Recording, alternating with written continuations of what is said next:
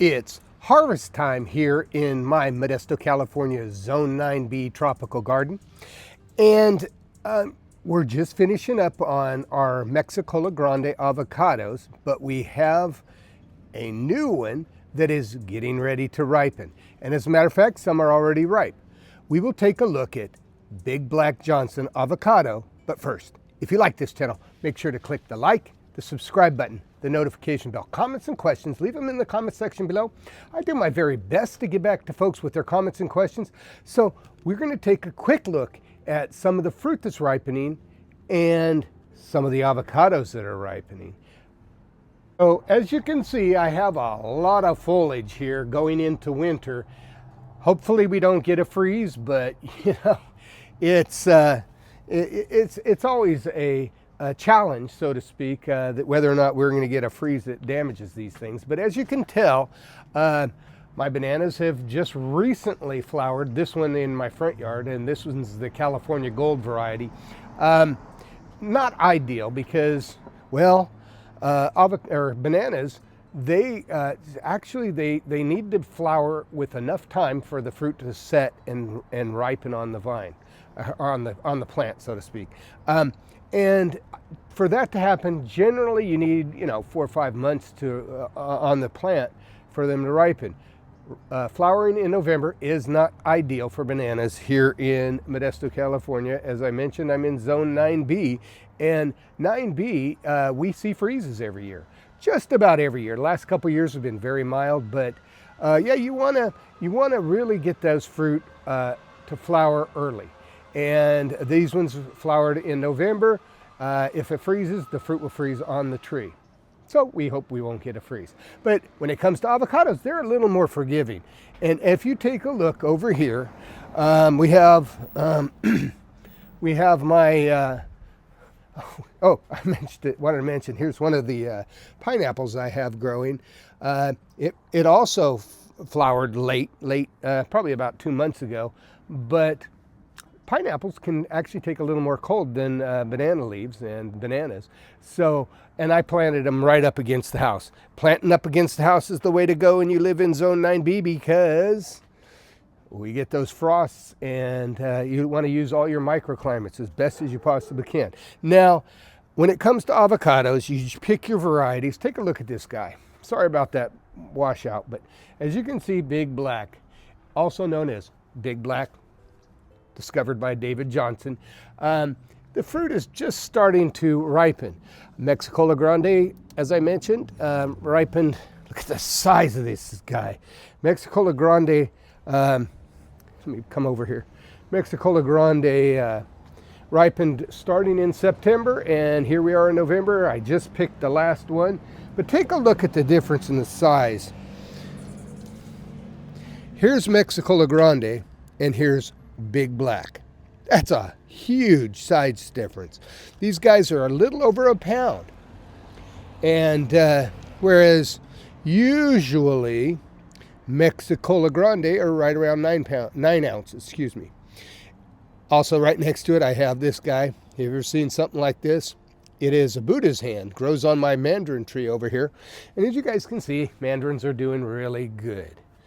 So, yeah, we're getting a lot of fruit, and it's not always the best time of year in November, because we could get a freeze even in this month, but we've been pretty mild. Highs in the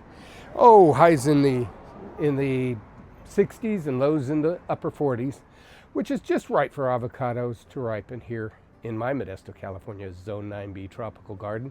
Let's go out in the backyard, and I'm going to take you on to somewhere else where you can see some really cool stuff. Okay, we are in the backyard now, and I just wanted to do an actual comparison between Big Black Johnson, or sometimes I call it the Super Mexicola Grande avocado, because it tastes like a Mexicola Grande, looks like a Mexicola Grande, over though it's probably on steroids, because it is a lot huger than a Mexicola Grande, and it's just very close to Mexicola Grande. Who knows? It could be it could be related somehow.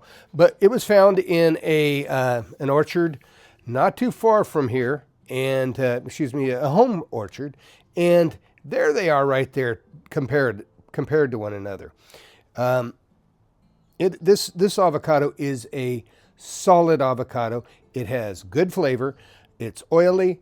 It's nutty. It's not quite as nutty as the Mexicola Grande. As a matter of fact, Mexicola Grande is a little more oily than this guy.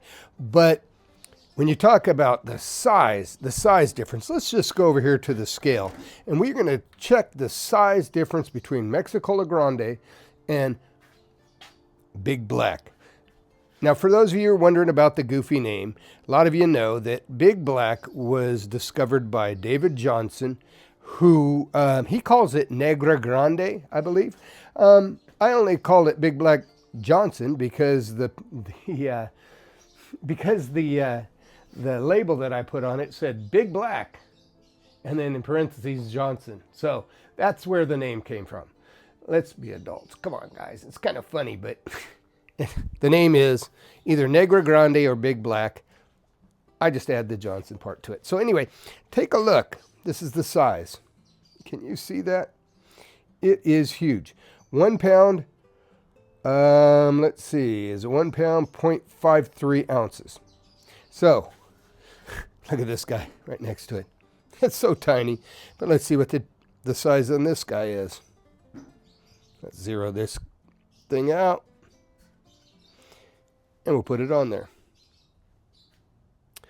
Right about 5 ounces. Now this is the last avocado off the Mexicola Grande off the tree. And they are good. But given a chance, considering that the Big Black has given many more fruit, it has probably 10 times as much fruit on my multi-grafted avocado tree. Anyway, so let's go back over here and we'll see what we got here in my garden. A lot of folks are just, hey, it's getting wintertime, Jeff, what's going to happen? Well, hopefully we don't get too cold.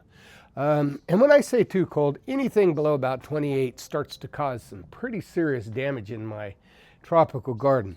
But I plant everything close to walls, tuck it away in corners. You see here, I got my pineapples on the raised bed. I got another banana tree back there. Here is my longan tree that I had planted about 2 years ago. It's about 2 years, a little slow growing.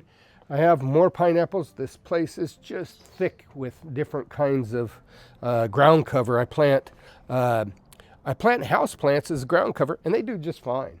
There's another pineapple that's late flowering and fruiting, but it'll do fine. I'll just put the pot underneath my awning. Got this beautiful, what do they call these guys? I forgot. I call them monsteras. Beautiful. That I planted just a little while ago, and it's doing just fine. We got my papayas actually fruiting. I planted this earlier this year. This is how long it took this guy. It took this guy about 6 months to get this tall from a seed. So we have a few cherimoyas. I know I did a cherimoya video. I do have a few cherimoyas left on here, but they're small this year. I'm going to do a little, change my hand pollination methods this year in the spring. When it's, I'll be cutting this massive tree back. Look at how tall this is. This is a 2-year-old tall tree. It's about 20 feet tall. Just doing good.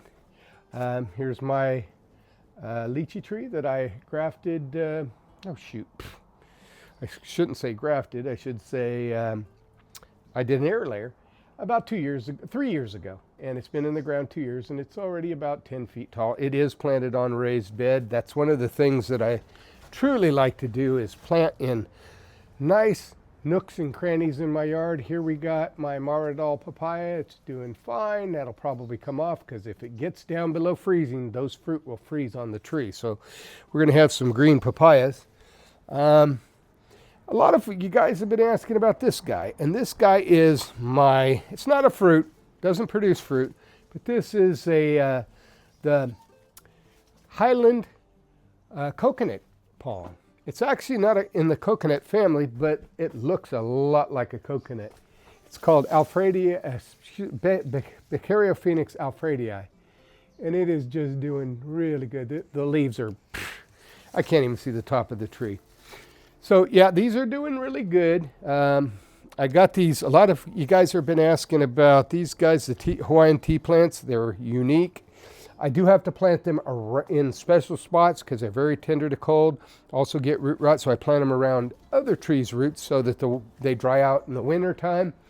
Here is my long gone tree. I had cut most of the tree back this year so that it would fit in this spot here on the side yard of my house. It's only 8 feet wide, so I have to keep it pruned back so that so that I can walk by. Here's my mango tree. Now this is this was Manila mango, and I grafted it with Valencia Pride. And as you can see, I think you can see, maybe you can see right there is where I grafted it. I also did a side veneer graft it took. This thing was very easy to graft. Did not produce any fruit this year, but it is 8 feet tall, so kind of expect that it to produce some fruit. Right here I got my kwai muck, and it produced a lot of flowers, but I did not get any fruit off of it this year. I'm going to let it go one more year. I know I told you guys that if I didn't produce fruit this year, I was going to cut it down. I'm going to go one more year. If it doesn't produce fruit, it's gone. This right here is my achacha, or achacharu. And take a look. This thing is really healthy. You know, it did fine during the winter time. Again, I planted it up on the south side of the house. It does get some shade. It's about 8 feet tall now. When I planted it, it was only about 2 feet tall.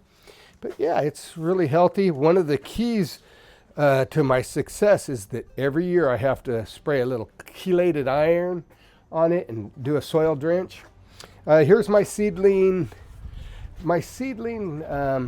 green sapote, and it's just one of many. I have one that's grafted, green sapote, Whitman. I'm going to graft onto this in the spring. I tried grafting this summer. It just didn't take. Here's my Mexican cream guava, looking pretty good. I had taken the big one down because it was also blocking my walkway, and so I had to take it down, and I replanted it. Next year I'll probably get some fruit. But that's pretty much it. I got coffee trees back here, more tea plants. I got a young lychee tree. It's in a 5-gallon container. It's about 2 years old. It's doing really good. I just don't need it. Anybody interested in that? Drop me a message. You can contact me on Facebook, the Tropical Garden Guy. Leave me a message, and I'll get back to you. One of the few trees that I just don't need this year, and I'm going to sell it.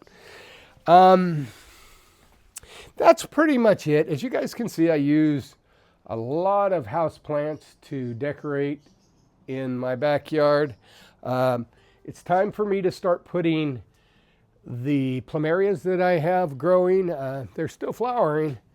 I'm going to put them underneath the canopy of my porch so that they don't just croak on me. They do get root rot, especially in containers. If you plant them close to the house, they do okay. Real close to the house, they would rarely get root rot as long as we get mild weather. I did some remodeling of the yard here, including, I got to take you guys over here. This is a crazy one. You guys may remember that this was my starfruit tree. It was a seedling, 20 years old. And it produced okay fruit, but they just weren't the best. So what did I do?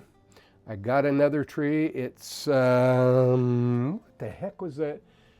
Fang tongue. And so I cut my tree back, the starfruit tree. I cut it back and waited for sprouts so that I could graft onto it. couldn't find any sprouts. So I said, you know what? I'm going to take that tree that I had. I had a small tree in a pot, and I approach grafted, and it took off, and it did just fine. And then a couple months later, it got some sprouts. So as you can see, I grafted this with a cleft graft. So I got a cleft graft and an approach graft on my now flang twung starfruit tree. So that's pretty much it. I just wanted to give you guys an update. Wanted to show you guys about my Mexicola Grandes being finished ripening. My big black Johnsons are starting to ripen rapidly, and I got a lot of them on that tree. My name is Jeff. If you like this channel, click the like and subscribe button. Don't forget to hit the notification bell. Comments and questions, leave them in the comment section below. I do my very best to get back to you guys with your comments and your questions. You have a wonderful day.